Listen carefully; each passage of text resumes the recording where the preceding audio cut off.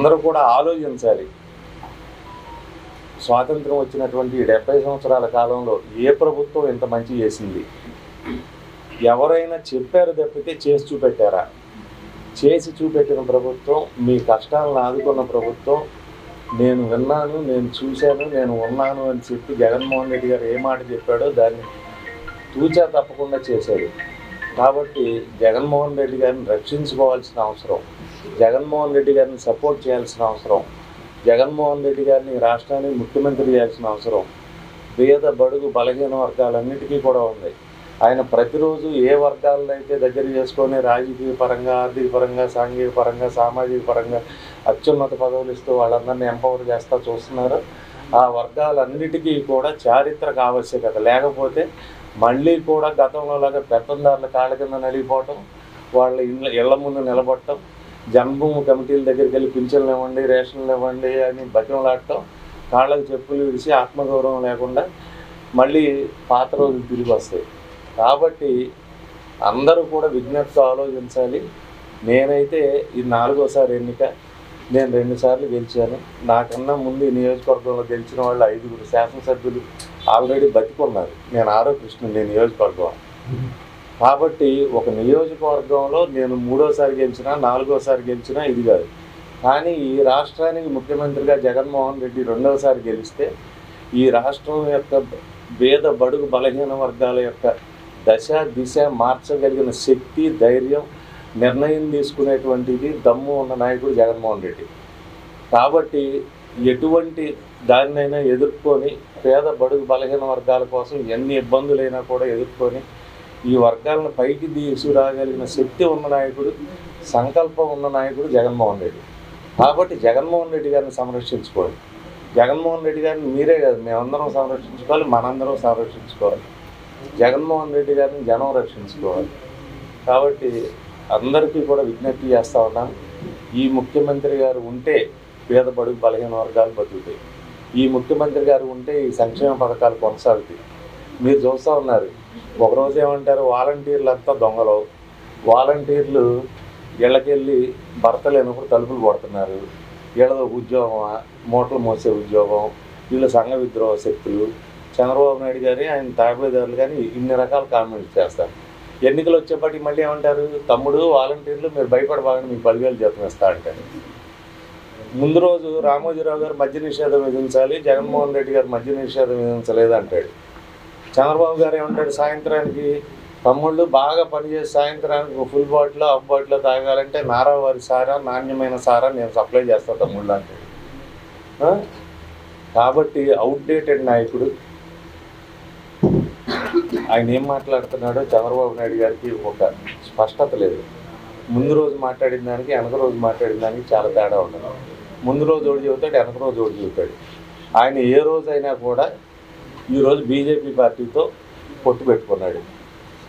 Vizag steel plant గురించి BJP party కానీ చంద్రబాబు నాయుడు గారి ఆయన తాబేదారులు కానీ ఇన్ని రకాల కామెంట్స్ చేస్తారు. ఎన్నికలు వచ్చేప్పటికి మళ్ళీ ఏమంటారు, తమ్ముడు వాలంటీర్లు మీరు భయపడబాగని మీకు 10,000 జీతం ఇస్తా అంటారు. ముందు రోజు రామోజీరావు గారు మద్య నిషేధం విధించాలి, జగన్మోహన్ రెడ్డి గారు మద్య నిషేధం విధించలేదు అంటాడు. చంద్రబాబు గారు ఏమంటాడు, సాయంత్రానికి తమ్ముళ్ళు బాగా పనిచేసి సాయంత్రానికి ఫుల్ బాటిల్, హాఫ్ బాటిల్ తాగాలంటే నారావారి సారా, నాణ్యమైన సారా నేను సప్లై చేస్తాను తమ్ముళ్ళు అంటాడు. కాబట్టి అవుట్డేటెడ్ నాయకుడు. ఆయన ఏం మాట్లాడుతున్నాడో చంద్రబాబు నాయుడు గారికి ఒక స్పష్టత లేదు. ముందు రోజు మాట్లాడిన దానికి వెనక రోజు మాట్లాడిన దానికి చాలా తేడా ఉండదు. ముందు రోజు ఒకటి చెబుతాడు, వెనక రోజు ఒకటి చెబుతాడు.